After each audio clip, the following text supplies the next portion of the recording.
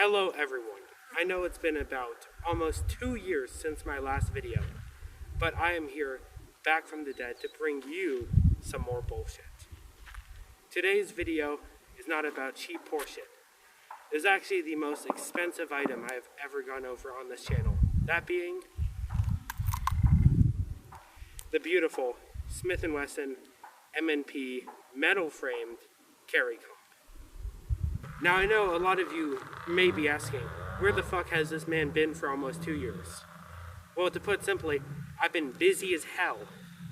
I picked up welding, I've been doing a lot of leather working, and any signs of life have been on the Dollar Tree Tactical Instagram account, which has been mentioned. Also, these fucking flies keep buzzing at me. It's very annoying. I know you may be wondering, why the fuck am I wearing a luchador mask? Well, it's very simple. I could not find the classic balaclava when I went to go film this video. If you also hear that I sound fucked up, it's because I am, and I'm currently getting over a cold.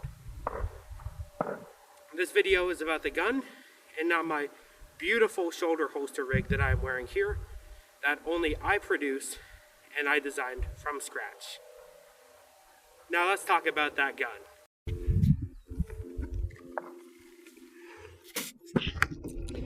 As we can see here, we have the beautiful Smith & Wesson M&P metal frame carry comp. This is the full-size version. While there is also a compact version, it is almost impossible to find in stores, and as such, I went for the full-size. The only fucking difference between the full-size and the compact version is that the compact is half an inch shorter on the grip. That's it.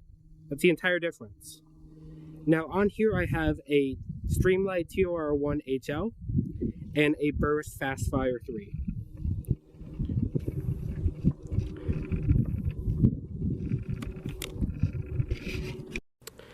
Now just a few technical specifications.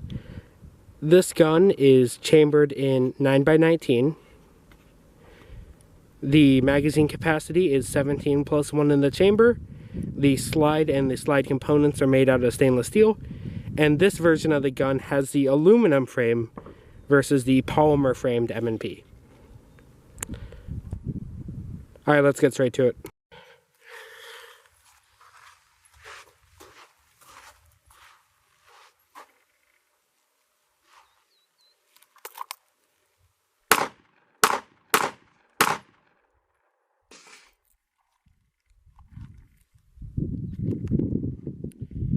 At this point in time, I have put well over 1,000 rounds through this gun, and I have had all but one malfunction, being a light primer strike, that I can chuck up to basically just being some shitty Federal ammo, because Federal is terrible.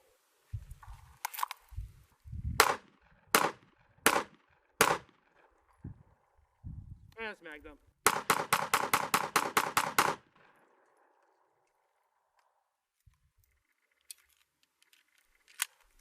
I'm currently shooting some 115 grain 9mm Blazer.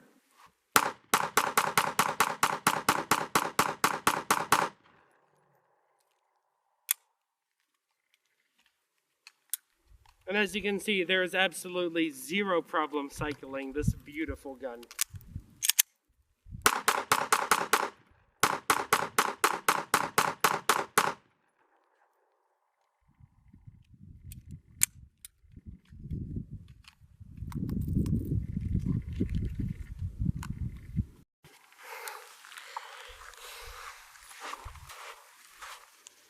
Now, a few more things. As you can see, I'm now wearing gloves to demonstrate that the trigger guard is amply sized to actually have gloved fingers. Another thing about this gun is that unlike most stock clocks, you don't really have a problem limp wristing it.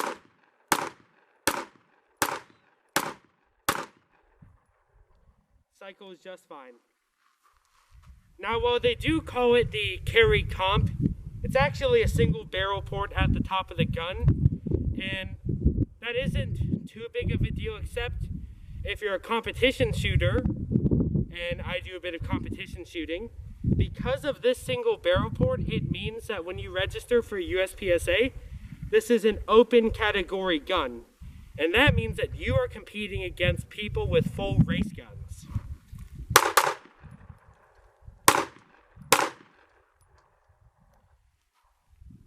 Now, that isn't too big of a problem if you're good enough, but it doesn't really help.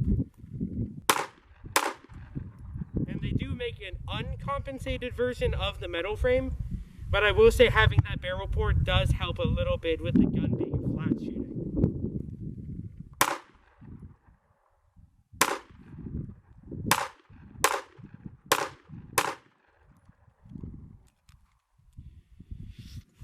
I'll throw some footage up from my competition on the screen now.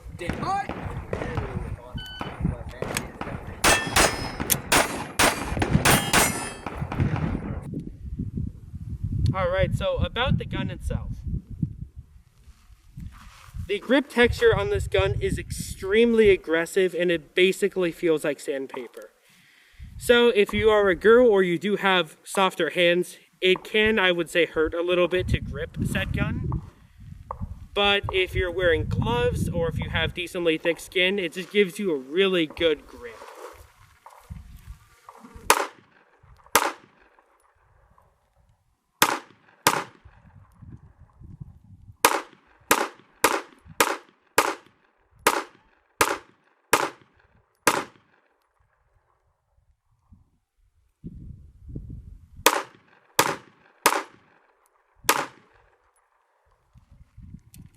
Now, it really doesn't help with my shooting that I have terrible visibility in this mask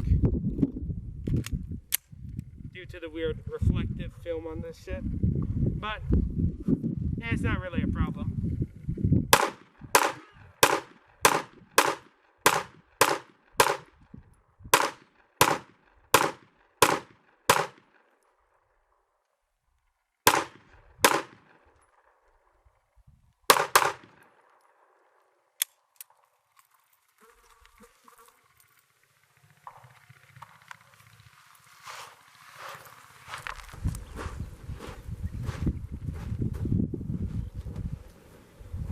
As you can see, I've now switched over to my gun belt to display something that isn't the shoulder holster.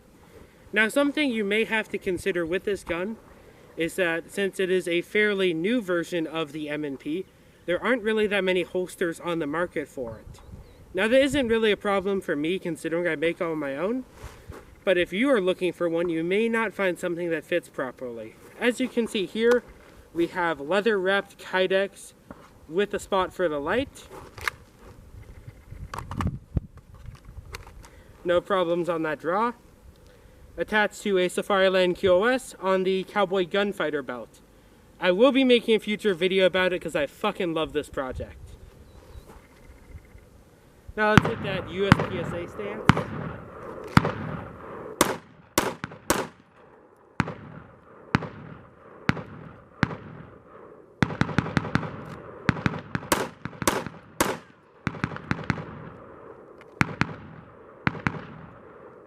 Not really a problem.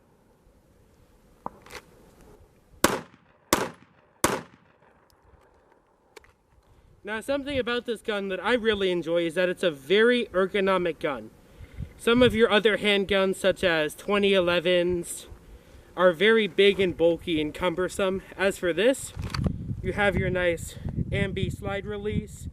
You have a mag release that can be switched to left or right side.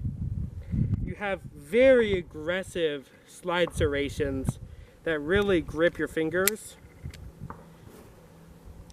But it's overall a very comfy gun to shoot. Now, as you can see, I have that Burst Fastfire 3, which actually has a fairly uncommon red dot footprint. Yet when I got the gun, there was a plate that fit it. And the thing is with Smith & Wessons is that versus like the Glock MOS, it's just these little plastic spacers with the holes in the slide itself. So when you torque your optic down, it's going directly into the slide and not an adapter plate, giving you some really good, let's just say, footage for the screws to grab onto. And like I said, over 1,000 rounds. I torqued this optic at the start of that, and there's no problems in it at all. Still holding zero just fine.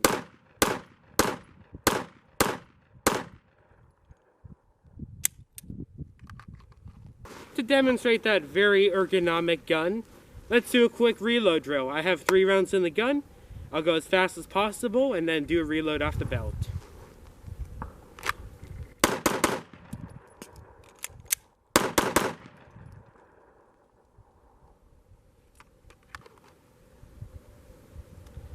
And let's go again.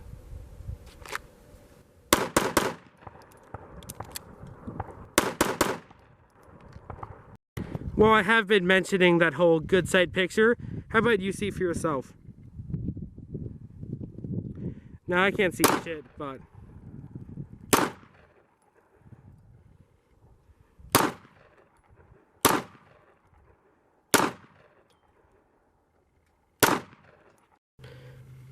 Now, one last thing to consider is that by no means is this gun cheap. And I mean that in the way of, this gun is $1,000, and if you want a spare M&P factory magazine, they are $47 a piece. Now, well, there are Pro Mag ones, and those are $30 a piece. If you want strictly factory, $47. And as you can see here, they are in fact steel magazines with bullet counter holes on each side. This side being odd, this side being even. So when it's up to here, it shows 16. When it's up to here, it's full and it shows 17.